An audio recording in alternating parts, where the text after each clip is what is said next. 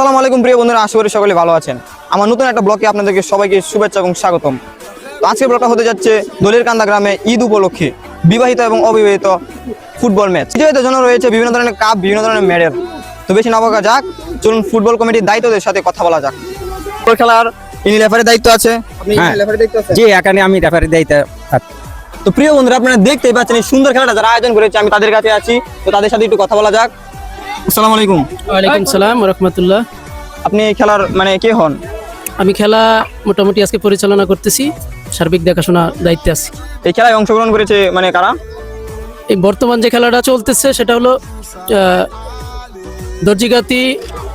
দর্জিগাতি টিমটা মূলত বিবাহিত এবং অবিবাহিত। যে খেলায় বিজয়ীদের জন্য কি কি পুরস্কার রয়েছে? এই খেলা বিজয়ীদের জন্য প্রত্যেকের জন্য অংশগ্রহণকারী সকলের জন্য মেডেল আছে, আর বিজয়ীদের জন্য একটি কাপের ব্যবস্থা আছে। হ্যাঁ।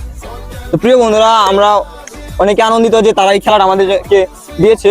প্রিয় বন্ধুরা, আপনারা দেখতে পাচ্ছেন খেলার অন্যতম একজন গেস্টের সাথে আমরা কথা বলবো এখন। আপনার পরিচয়টা একটু দেবেন।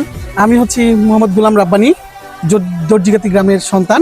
যেহেতু বর্তমান যে সরকার ক্ষমতায় আসছে, তারেক রহমানের সরকার, তারও যে ইচ্ছা যে দেশে খেলাধুলাকে একসময় যেভাবে প্রমোট করা হয়েছিল এইভাবে প্রমোট করবে, যেন ভালো প্লেয়ার বের হয়ে আসে।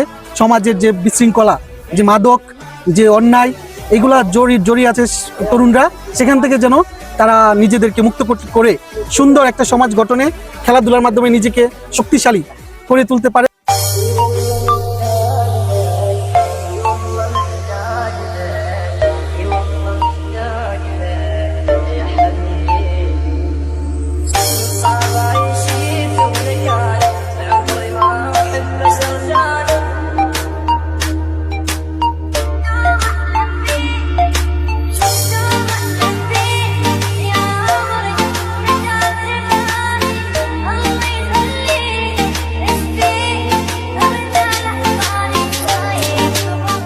আপনারা দেখতেই পাচ্ছেন যে বিপক্ষ দলের বিজয়ী ক্যাপ্টেন।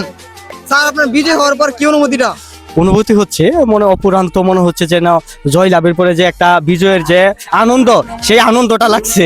এই খেলায় কি আপনি আপনার সেই শৈশবের কথা কি মনে করে? অবভিয়াসলি শৈশবে যে খেলাধুলা ছিল, ঠিক আছে, বনপালেশিয়া, তারপরে চড়াকান্দা, তারপর দলিকান্দা, তারপরে অনেক দূর দূরান্তে খেলতে গেছিলাম। সেই যে যুবক বয়সে, যে ছোট বয়সে যে খেলতে গেছিলাম, এখনো মনে হইতেছে যে সেই ছোট বয়সে ফিরে গেছি। তো প্রিয় বন্ধুরা, এখন আমরা দেখবো যে পরাজয়ের ক্যাপ্টেন বার্গেনিং করে মাস্টার খেলার ভিতরে, সে ধাক্কা অনেক কিছু দেয়, সে বার্গেনিং করে আবার কাপ জয় করেছে তা আমরা স্যার আর কিছু বলতে নাই।